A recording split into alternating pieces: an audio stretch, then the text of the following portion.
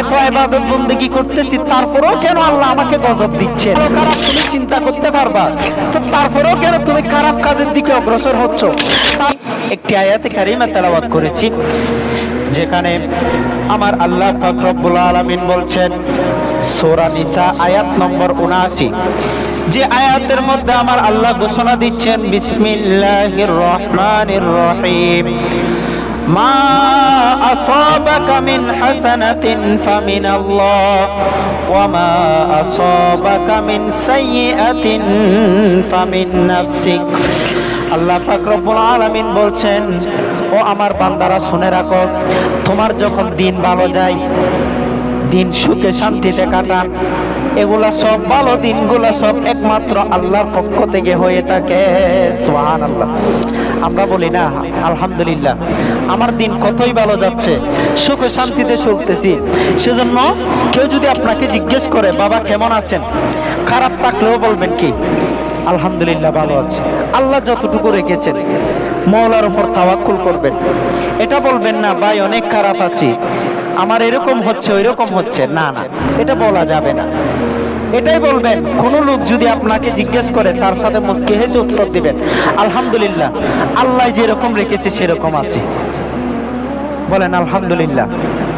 তো এভাবে আল্লাহ বলছেন, তোমার উপর ভালো দিন যাচ্ছে, ভালো কাজ করতে পারতেছো, সুখ শান্তিতে দিন কাটাতে পারতেছো, এগুলা কার পক্ষ থেকে? আমি আল্লাহর পক্ষ থেকে। মিন হাসানাতিন ফামিনাল্লাহ। এরপর বলছেন, ওয়া মা আসাবাকা মিন সাইয়্যাতিন ফামিন নাফসিক। সব সময় ভালো দিন যাবে এরকম কোনো কথা নাই, খারাপ দিনও যেতে পারে, বালা মুসিবত থাকতে পারে, রোগ ব্যাধি থাকতে পারে। যদি বালা মুসিবত থেকে থাকে, দেখা যাচ্ছে তোমার উপর বড় বড় দুর্ঘটনা যাচ্ছে, বড় বড় বিপদ যাচ্ছে, মনে করবা এগুলো তোমার কর্মের ফল। প্রথমে আল্লাহ বলেছেন, দিন ভালো যাচ্ছে, সুখ শান্তিতে দিন কাটাতে পারতেছেন, এটা আল্লাহর পক্ষ থেকে আসতেছে। ভালো কাজের দায়িত্ব খেয়ে নিয়ে নিয়েছেন, আল্লাহ নিয়ে নিয়েছেন। তারপর বলতেছেন কি, কোন দুর্ঘটনা যাচ্ছে, বালা মুসিবত যাচ্ছে, আমরা বলি না আমার দিন ভালো যাচ্ছে না, একের পর এক মুসিবত আসতেছে আসতেছে, এভাবে আমরা বলি না, কর্মের ফল। তাহলে ভালো কাজের দায়ভার আল্লাহ নিয়ে নিচ্ছেন, খারাপ কাজের দায়ভার আল্লাহ নিচ্ছেন না। কেন? কারণ আল্লাহ বলছেন, তোমাকে তো আমি মস্তিষ্ক দিয়ে দিয়েছি, ভালো খারাপ চিন্তা করার ক্ষমতা তোমাকে, বলেন না, দিয়ে দিয়েছি। কোনটা ভালো কোনটা খারাপ সেগুলো বোঝার ক্ষমতা কি আমাদের নাই? আছে কি না? আছে। তো আল্লাহ বলছেন, আমি তোমাদেরকে সেই রাউটার, সেই মেমোরি দিয়ে দিয়েছি, ভালো খারাপ তুমি চিন্তা করতে পারবা। তো তারপরেও কেন তুমি খারাপ কাজের দিকে অগ্রসর হচ্ছ? তারপরেও কেন তুমি গুনার দিকে অগ্রসর হচ্ছ? তো তুমি যখন গুনার দিকে, খারাপ কাজের দিকে অগ্রসর হতে চাচ্ছ, তো তোমার উপর বালা মুসিবত আসতেছে, নাউযুবিল্লাহ। সেজন্য কোনো বিপদ আপদ আসলে, যদি কোনো বালা মুসিবত আসে, কোনো বিপদ আপদ আসে, দেখা যাচ্ছে কি আমার পরিবারের সবাই অসুস্থ, আসম্বিক অসুস্থ হয়ে গেছে কোনো কারণ ছাড়াই, তখন নিজে নিজে একটু চিন্তা করে দেখবেন, পূর্বে আমি কোনো গুনাহ করেছি কিনা, পূর্বে আমি কোনো গুনাহ করেছি কিনা, অথবা আমার দ্বারা কোনো খারাপ কাজ সংগঠিত হয়েছে কিনা, এটা একটু খেয়াল রাখবেন।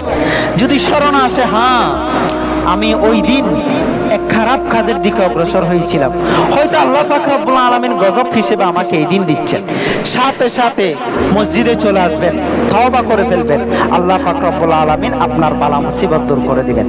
এবার আসুন, আমি 5 ওয়াক্ত নামাজ বাদ দিচ্ছি না, তাহাজ্জুদ পর্যন্ত বাদ দিচ্ছি না, আমি এত ইবাদত বন্দেগী করতেছি, তারপরেও কেন আল্লাহ আমাকে গজব দিচ্ছেন?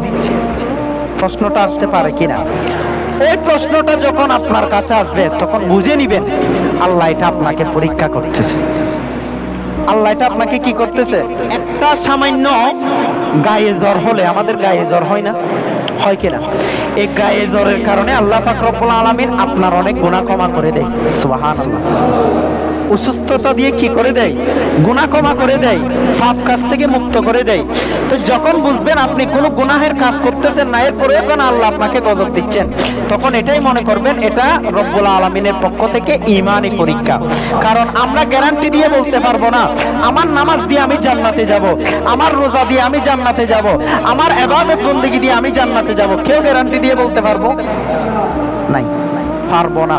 তো আল্লাহ বলতেছেন কি, আমার বান্দাকে আমি রোগ ব্যাধি দিয়ে পরীক্ষা নিরীক্ষা করে যাচাই বাছাই করে আমি অযোগ্যকে যোগ্য করে তুলতেছি। সুবহানাল্লাহ।